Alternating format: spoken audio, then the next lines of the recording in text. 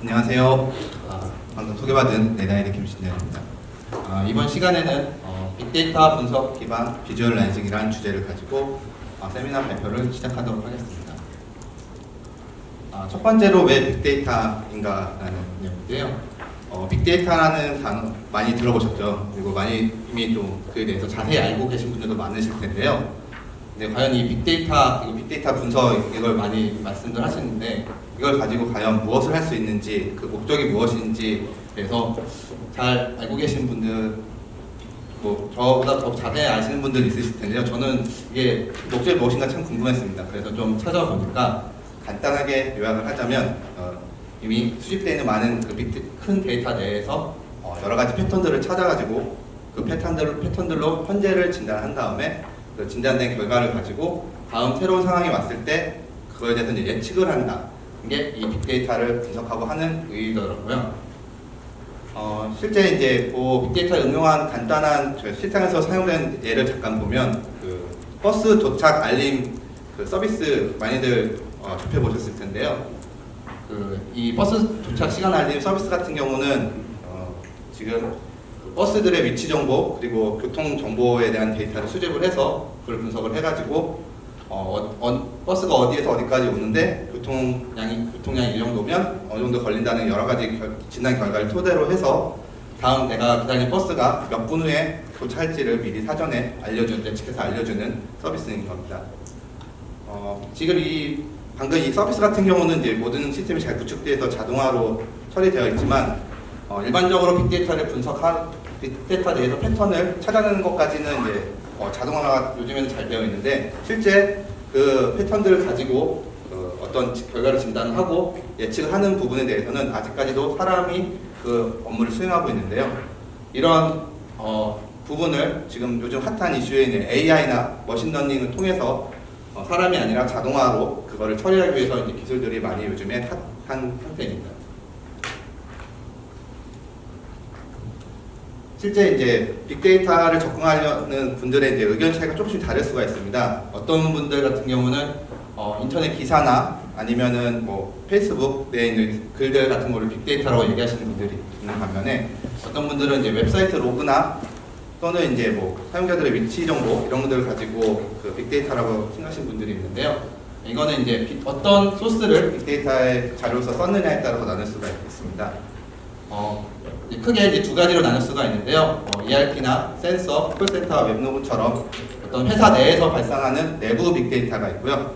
그리고 회사 외적으로 뭐 소셜 데이터나 아니면 이제 뭐 기상 예보 같이 이제 회사 외적으로 발생하는 그 빅데이터를 나눌 수 있습니다. 이렇게 이제 종적으로 구분하는 거 말고 여기 나와 있지 않지만 이제 횡적으로도 분리를 하면 ERP나 이 콜센터 같은 경우는 이제 사람이 직접 만드는 데이터라서 휴먼 빅데이터라고 나눌 수 있고요. 그리고 센서나 웹사이트 로그 같은 경우는 어떤 기계 장비에서 수집되는 어떤 행태에 대한 기록들 또는 어떤 상태에 대한 기록들, 그래서 시스템 빅데이터라는 분류로 나눌 수 있습니다. 그리고 마지막으로 뭐 페이스북, 트위터 또는 이제 카카오톡까지 이런 소셜 분류되는 소셜 빅데이터로 나눌 수가 있는데요. 이런 빅데이터 소스 중에 가장 어떤 가치를 창출하기가 쉬운 것이 이제 시스템 빅데이터나 이제 소셜 빅데이터가 있습니다. 그런데 이제 소셜 빅데이터 같은 경우는 요즘에 이제 트위터 같은 경우는 이제 외부에서 제공했던 API 같은 것들을 다 차단한 상태고요. 그리고 페이스북도 페이스북 내에 있는 데이터를 가져가지 못하게 지금 막혀 있는 상태입니다. 실제적으로는 사용하기에 제약이 좀 따르고 있는 상태고요. 가장 이제 패턴을 찾기 쉬운 이제 그게 이제 센서 시스템 빅데이터인데요. 센서 예를 들어서 이제 센서 부분을 예를 들어 보면 여러분들 그 사용하시는 휴대폰에서 자주 보셨을 겁니다. 위치 수집 동의 이런 거 많이 보셨을 텐데요. 그게 이제 센서를 통해서 데이터를 수집하는 거고요. 수집하는 이제 센서 통한 이제 시스템 빅데이터고요. 이 빅데이터 같은 경우는 통신사나 OS사 또는 이제 어플리케이션 제조한 제조사들에서 그 정보를 다 수집을 해가지고 뭐 서비스를 더 좋게 개선한다거나 아니면 다른 분야에 이용을 하고 있는 것입니다. 실제 이제 대표적으로 유용하게 사용하고 있는 거를 사례를 설명해 드릴 텐데요. 홍콩 스마트 시터라고 해서 지금 홍콩에서는 이 빅데이터나 여러 가지 IT 기술들을 접목해서 사회 전반적인 환경 개선과 뭐 이런 쪽에 심혈을 기울이고 있는데요. 예를 들어서 이제 교통 같은 걸 보시면 이제 주요 도로나 이런 쪽 도로에 다 센서를 부착을 해가지고 지나다니는 차량 뭐 교통량 같은 것들을 다 수집을 해서 뭐 교통 트래픽 같은 걸 개선을 한다거나 하는데 이용하고 있고요. 생활적인 측면에서 보면 요즘 이제 많이들 휴대하는 기기들이 있습니다. 건강 관련된 뭐 팔찌나 목걸이 실시간적으로 이제 자기네 건강 상태를 체크해 주시는데요. 그런 정보들도 다 수집이 돼서 그리고 이제 각 그 사용자들이 그 수집된 정보 토대로 분석해서 사용자가 향하는 이제 생활 습관이나 또는 건강 정보 등을 수집을 해가지고 그걸 분석된 결과로 건강을 관리해주는 스마트 헬스케어라는 서비스 형태로 제공해드리고 있는 상태입니다. 그 외에도 뭐 환경에서부터 경제에 이르기까지 여러 분야에서 지금 빅데이터를 사용해서 많은 서비스를 지금 내고 있는데요. 국내 같은 뭐 이제 한국이나 일본, 독일 같이 이제 제조업 강국인 나라들 같은 경우는 이제 스마트 팩토리라고 해서 공장 내에 있는 시설이나 장비들에 센서를 다 장착을 합니다. 그래서 센서를 통해서 수집된 데이터를 가지고 분석을 통해서 어떤 상태나 이런 것들, 변화 것들을 다 진단을 해서 사람이 아닌 스스로 제어하는 공장 서비스가 운영될 수 있는 이런 것을 이제 만들고 있는데요. 대표적으로 이제 뭐 포스코 같은 경우가 이런 스마트 팩토리를 추진함으로써 결국 이제 생산성 증가나 이제 최소 비용으로 시간을 단축하는 그리고 이제 고객에 맞춤 서비스를 제품 생산하기 위해 그 목적이 있습니다. 그럼 이제 SKT에서는 이제 지오비전에서 각 지자체나 이제 공공기관들과 이제 협업을 했는데요. SKT에서 이제 가지고 있는 게 아까 말씀드린 것처럼 이제 사람들의 이제 위치 정보를 가지고 있잖아요. 그 정보들, 그 빅데이터, 위치 정보 빅데이터와 지자체가 가지고 있는 그 지역 뭐 관광지 명소에 대한 정보, 아니면 상권에 대한 정보, 아니면 이제 CCTV나 이런 어떤 특정 그 기기들의 위치 정보 등을 대한 데이터들하고 협업을 통해서 뭐 유동 인구를 조사한다거나 시장 상권을 분석한다거나 아니면 이제 범죄 예방 등의 이런 빅데이터를 활용한 사례를 볼 수 있습니다. 그리고 이제 보통 이제 앞서 설명해드린 내용이 얘가 지금 뭐 SKT나 포스코 이제 뭐 홍콩 스마트 시스템 큰 규모로만 설명을 드렸는데요. 실제 중소기업의 성공 사례를 설명해드리겠습니다. 중소기업에 이제 보시면 이제 태정이라고 해서 이제 자동차 부품 제조 회사가 있는데요. 이 회사 같은 경우 생산 라인에서 발생하는 이제 생산 시간 그리고 수량, 작업 시간 등의 패턴을 분석을 해가지고 불량률이 발생되는 요인들을 확인을 해서 그거를 개선하는 빅데이터를 활용을 했고요. 그리고 화장품 유통 판매업체인 쿨루보 같은 경우는 그 실제 매장 앞에 지나는 통행객들 그리고 매장을 방문하는 방문객이 얼마나 체류했는지 그리고 실제 구매를 어떻게 했는지에 대한 정보들을 분석을 통해서 실제 각 지역에 있는 매장의 그 진열대의 위치를 바꾸고 그 배열된 놓여있는 상품의 배열 순서를 바꿈으로써 매출 증가에 효과를 얻었다는 사례를 들 수 있습니다. 이처럼 빅데이터를 활용만 잘 하게 된다고 하면 뭐 생산성을 늘리거나 아니면 비용 감소를 한다거나 매출 증대라는 효과를 얻을 수 있게 되는 것이죠. 실제 이제 저희 이제 클라우드옥에서 빅데이터 비주얼라이징이라는 부분에서 설명을 해드릴 텐데요. 아까 제가 처음에 설명드릴 때 그 빅데이터를 얘기해 드렸을 때 빅데이터 패턴을 분석하고 그 다음에 진단하고 예측을 한다고 말씀을 드렸는데요. 그때 그 진단과 예측 부분이 사람이 아직까지 수행을 한다고 말씀드렸습니다. 실제 이제 사람이 어떤 것을 분석하기 위해서는 눈으로 그 흘러가는 진행 상황을 봐야 되거든요. 그리고 그 데이터들을 비교하면서 지금 뭔가 문제가 있구나 이런 식으로 행동을 하는 거나 한다는 걸 판단할 수가 있습니다. 그래서 저희 이제 클라우드옥에서는 클라우드옥이 갖고 있는 이제 빅데이터 소스를 이제 활용해서 관리자들에게 여러 가지 차트를 제공함으로써 여러 가지 판단을 낼 수 있도록 도움을 드리고자 하고 있고요. 저희 클라우드옥에서 쓰고 있는 빅데이터 소스란 어떤 것이냐면 이제 문서 활용 현황입니다. 저희 클라우드 쓰시는 분들은 이제 문서 중앙 드라이브 내에서 여러 가지 문서 작업을 하실 텐데요.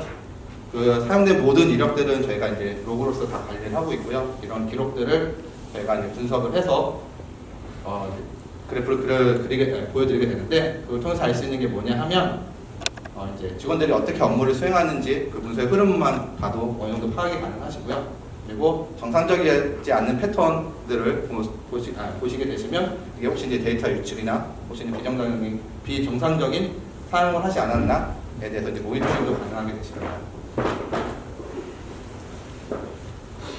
실제 이제 저희가 그 차트나 이런 걸 보시기 위해서는 보시는 것처럼 빅데이터 분석 서버가 필요하고요. 이 클라우드 서버에서 이제 로고들이 다 수집이 돼서 이 서버에서 분석 작업을 거친 후에 그래프 형태로 보여드리게 되어 있습니다. 실제 이제 고객사 중에 이제 사용량이 많으신 고객사 같은 경우 서버 빅데이터 분석 서버 여러 대 추가하시면 자체적으로 이제 분산 처리가 돼서 그 데이터 처리할 수 있도록 구성도 가능하시고요. 실제 이제 어떻게 보여주는지 제가 사례를 좀 통해서 이제 보여드릴 텐데요. 지금부터 보여드릴 이제 그래프 차트는 저희 넷아이디 내에 구축되어 있는 그 서버 통해서 저희 넷아이디 직원들이 어떻게 문서를 활용하고 있는지에 대한 내용들을 예시로 들어서 설명해 드리도록 하겠습니다. 보시면 이제 그 업로드와 다운로드 그래프가 있는데요. 업로드 같은 경우는 문서를 생산한다고 보시면 되시고요. 다운로드는 이제 문서를 소비한다고 생각하시면 됩니다. 저희가 이제 평균적으로 월 3기가 정도의 이제 문서를 생산하고 있고요. 소비는 약 19에서 20기가 정도의 문서를 소비하고 있습니다. 가장 많이 문서를 생산하는 부서를 봤더니 이 마케팅팀, 고객 지원팀 순으로 지금 문서를 생산을 하고 있고요.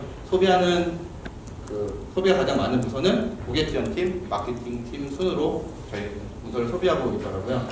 그래서 저희가 이 두 부서에 대해서 한번 더 자세히 또 분석을 해보았습니다. 먼저 이제 마케팅 팀인데요. 마케팅 팀에 대한 이제 내부적으로 이제 어떤 문서를 쓰는지 문서에 대한 그 그래프하고 그 문서를 어떤 프로그램에서 활용해서 썼는지에 대한 그래프를 보실 수가 있습니다. 이 그래프를 보게 되시면 가장 많이 쓴 문서가 TMP랑 MP4 파일이고요. 사용한 프로그램은 파워포인트하고 그다음에 그래프가 좀 위로 올라가 있는데 여기 동영상 편집 프로그램을 통해서 사용을 하셨더라고요. 그러니까 마케팅 팀 형편상 PPT 작업을 많이 했다는 것을 이 그래프 통해서 알 수 있게 되고요. 제안서나 제품 소개서 등의 작업을 했다고 예측할 수 있습니다. 그리고 동영상 파일, MP4라는 동영상 파일을 작성한 것을 알 수 있는데요. 보시면 저희가 요즘에 유튜브 동영상 통해서 홍보도 많이 좀 하고 있는 상태라서 실제 이제 마케팅 팀에서 이 동영상 작업을 했다는 걸 이 그래프로 다시 한번 확인할 수가 있게 된 것이죠. 그리고 이제 다음은 이제 문서 소비인데요. 마케팅 팀에서 가장 많이 쓰는 파일 같은 경우는 결국 소비하는 파일도 PPT 파일하고 MP4 파일이더라고요. 동일하게 그 파워포인트나 이제 동영상 프로그램 가지고 사용했다는 것을 이제 이 그래프 통해서 알 수가 있고요. 실제 생산과 소비 이 그래프 통해서 어느 정도 마케팅 팀은 생산 소비가 일정하게 진행되고 있다는 것 또한 파악할 수 있습니다. 다음은 이제 고객 지원팀에 대한 내용인데요. 고객 지원팀 같은 경우 내용을 보니까 가장 많이 쓴 파일이 저희 TMP 파일을 많이 쓰고 있습니다. 그래서 왜 TMP 파일을 많이 쓰나 봤더니 이제 고객 지원팀이 이제 전화 응대나 이런 것뿐만 하는 게 아니라 사용자들의 오류에 대한 덤프나 시스템 덤프 같은 것들을 취득해서 저희 중앙 서버에 업로드를 하는 형태로 업무를 수행하더라고요. 근데 이제 이 고객 지원팀 같은 경우는 이거를 취득해서 올리기는 하지만 실제 소모는 하진 않습니다. 그래서 이 실제 소모하는 거는 당연히 이제 개발팀이라고 예상이 돼서 제가 개발팀의 다운로드 그래프를 봤더니 실질적으로 덤프 파일을 많이 소비하고 있더라고요. 그래서 이 그래프를 통해서 알 수 있는 게 고객 지원팀과 개발팀의 업무 연계가 실제로도 이렇게 이루어지고 있구나라는 것을 그래프만으로도 알 수가 있게 되는 것이죠. 근데 여기는 지금 저희가 보여드리고 있진 않는데 이거 보다 보면 좀 저희 쪽에 문제점이 있더라고요. 그 덤프 파일이 용량 파일이 1기가에서는 10기가 정도 되는 파일들을 저희 문서중앙 서버에 올리다 보니까 이 데이터를 정리를 필요한데 제가 이제 삭제에 대한 그래프도 봤는데 실제 덤프 파일 삭제는 안 하시고 계시더라고요. 그래서 이거 세미나 끝나면 저희 이쪽 팀에 얘기를 해가지고 좀 데이터 정리나 이 업무 좀 절차를 좀 해달라고 좀 말씀을 드려야 될 거라는 게 좀 생각이 들었습니다. 그리고 이제 문서 이제 소비한 형태의 그래프를 보니까 고객 지원팀이 가장 정기적으로 또 자주 쓰는 파일이 EXA 파일이더라고요. 좀 의아했습니다. 왜 고객 지원팀에서 EXA 파일을 많이 소비를 하는 걸까? 라고 해서 이 그래프를 제가 확인한 후에 저희 고객 지원팀 팀장님께 한번 여쭤봤습니다. 왜 이 EXA 파일을 많이 쓰냐? 어떤 타입을 쓰냐 했더니 실제적으로 저희 고객 지원팀에서 그 고객 응대 지원뿐만 아니라 설치 지원도 꽤 많이 하더라고요. 서버 설치도 하고 데모 서버 설치도 하시고 때로는 이제 사용자분들 클라이언트 설치 지원까지도 하고 있어서 이 설치 지원 때문에 저희 부서중앙에 있는 설치 파일들을 가져다가 지원하고 있구나라는 것도 그래프 통해서 알 수 있게 되었습니다. 다음은 이제 열람 문서 랭킹인데요. 이 그래프 같은 경우는 각 파일마다 가장 많이 사용 다운로드가 발생된 파일들 랭킹을 보여드리고 있습니다. 좀 글씨가 작아서 잘 보이진 않는데 여기 이제 문서 순서가 요 밑에 표를 통해 가지고 가장 많이 발생한 문서부터 나와 있고요. 이 파일을 열람한 사용자들이 누구인지 얼마만큼 다운로드 받았는지에 대해서 알 수가 있습니다. 그래서 첫 번째 가장 많이 저희 소비를 한 문서를 보니까 유지보수 문서라는 것을 저희 회사에서는 가장 많이 사용을 했고요. 사용한 사용자들을 보니까 고객 지원팀이나 경영 지원팀 그리고 이제 영업팀 등에서 다양한 부서에서 이 문서를 사용하고 있더라고요. 그래서 이 문서가 우리 회사에서 가장 업무 활용도가 높은 문서구나 라고 예측할 수가 있고, 그다음에 한 세 번째쯤 보시면 파일이 연차 파일입니다. 당연한 회사 직원들이 연차에 대해 관심이 많다는 걸 이 표 통해서 알 수 있게 되는 것이죠. 다음 이제 보안 위험 모니터링입니다. 이 같은 경우는 이제 저희 네다이드에서 평균 문서 소비가 아까 한 20기가 정도 발생한다고 말씀드렸는데요. 실제 어느 날 특정 날 그래프를 보니까 갑자기 한 2.7테라 정도의 데이터 다운로드가 발생을 했더라고요. 이게 좀 이상해서 제가 다운로드 랭킹을 한번 또 봤습니다. 그 시점에 봤더니 특정 사용자에서 동일하게 2.7테라의 데이터를 다운로드를 혼자 이만큼 했다는 것을 확인이 됐고요. 그래서 이 사용자에 대해서 좀 더 자세하게 분석하기 위해서 사용자 개인에 대한 그래프를 한번 확인해 봤습니다. 실제 보니까 1월 16일 날짜에 보신 것처럼 2.7테라가 다운로드가 됐고요. 0이라는 파일이 다운로드가 일어났고 해당 이 다운로드한 프로그램은 이제 자바 W라는 파일로 진행을 했습니다. 실제 이것만 봐서는 제3의 프로그램에 대해서 데이터 유출이 됐다는 걸 좀 의심이 되는 상황이 된 것이죠. 근데 이제 다운로드뿐만 아니라 업로드까지 같이 확인해 보니까 동일하게 0이라는 확장자라는 데이터가 서버에 업로드가 됐고요. 이때 사용한 프로그램도 동일하게 자바 w.exe라는 프로그램에서 수행이 됐습니다. 이 두 개를 보면 아까 오전에 첫 시간에 들었던 랜섬웨어 패턴하고 약간 비슷한 거 알 수 있는데요. 데이터를 읽어드리고 암호화해서 저장하고, 그래서 이 두 가지 패턴으로 봤을 때 혹시 이 사용자가 랜섬웨어에 걸린 것은 아닐까라는 것도 의심할 수가 있게 되는 것입니다. 근데 실제 이게 저희 내부 그래프인데 실제 랜섬웨어가 걸렸던 것은 아니고요. 확인해 보니까 저희 내부 개발팀 쪽에서 저희가 지금 운영하고 있는 내부 서버 가지고 서버 부하 테스트를 이날 진행했다고 합니다. 그래서 이건 실제 랜섬웨어는 아니지만 그런 것들을 유추할 수 있는 자료로서 활용할 수 있다는 것을 이 표를 보고 알 수 있게 됩니다. 그리고 다음은 이제 반출 모니터링인데요. 저희가 이제 문서 중앙에 있는 파일을 외부로 나갈 수 있는 그 기능이 문서 반출, 대외용 웹링크, 대외용 링크 메일, 내부 DRM 이 기능 통해서 문서를 외부로 보내실 수가 있습니다. 요 각각의 기능들별로 공통적으로 이런 그래프를 제공해드리고 있습니다. 반출 수량이든지 일별 반출 수량, 또는 반출된 용량, 그리고 승인권자가 승인한 횟수. 만약 이제 팀장분들 같은 경우는 본인이 승인을 하시잖아요. 본인이 승인한 자가 승인한 수량까지도 그래프로 보여드리고요. 그리고 이제 반출 어느 부서가 가장 반출을 많이 하고 있는지에 대한 그래프도 정보를 제공해드리고 있어서 문서가 외부에 반출되는 것이 어떻게 진행되고 있는지 이런 그래프 통해서 알 수가 있게 되는 것입니다. 그리고 이제 저희가 이제 레포팅 기능도 제공을 해드리고 있습니다. 실제 이제 이런 차트만 봐서는 정확한 수치 수량을 아실 수가 없어서 보시면은 여기 각 포마다 옆에 버튼이 있습니다. 그 버튼 누르시면 상세하게 어떤 수치 정보까지도 눈으로 확인하실 수 있고요. 여기 이제 다운로드 버튼 누르시게 되시면 CSV 파일로 이렇게 다 자료를 저장하실 수 있습니다. 나중에 혹시 뭐 보고자료 만드실 때 이런 것들 활용하셔서 만드실 수 있을 거라고 생각됩니다. 마지막 결론인데요. 앞서 이제 다 예시 들어서 다 설명드린 내용입니다. 저희가 이제 문서 활용 현황을 가지고 그래프를 보다 보면 회사 내에 발생되고 있는 뭐 부서나 사용자의 직원들에 대한 그 업무 사용 패턴을 확인하실 수 있고요. 혹시 문제점 같은 것들이 통해서 발견돼서 개선하실 수 있는 효과를 얻을 수 있다고 생각이 되어지고요. 또한 정상적이지 않은 비정상 패턴들을 보시면서 이거는 잘못됐다, 문제가 있다라는 것들을 아실 수가 있게 되는 겁니다. 그리고 아까 그런 여러 가지 표 자체만은 그래프 차트 자체만으로도 보고 자료 만들 수 있지만 거기에 이제 CSV 파일 이런 것도 통해서 더 이제 좋은 보고 자료를 만들 수 있도록 저희가 이제 이런 비주얼라이징 기능을 제공해 드리고 있는 것이죠. 그리고 이제 향후 발전, 마지막으로 이제 향후 발전 방향인데요.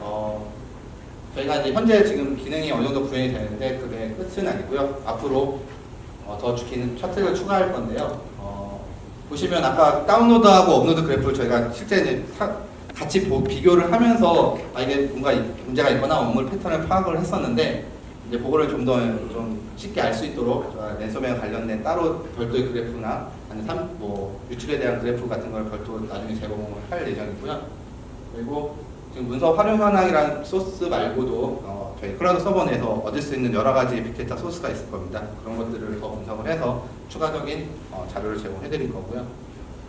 요즘에 이제 AI나 머신러닝이 대세이기 때문에 이제 이런 인공지능과 또 결합시켜서 좀 더 관리자들이나 사용자들한테 좀 더 효과적인 정보를 제공할 수 있도록 저희가 기능 개발을 할 예정입니다. 뭐 늦은 시간까지 많이들 지지하셨을 텐데 그래도 발표를 들어주셔서 정말 감사드립니다. 이것으로 빅데이터 분석 기반 비주얼라이징 발표는 모두 마치도록 하겠습니다. 감사합니다.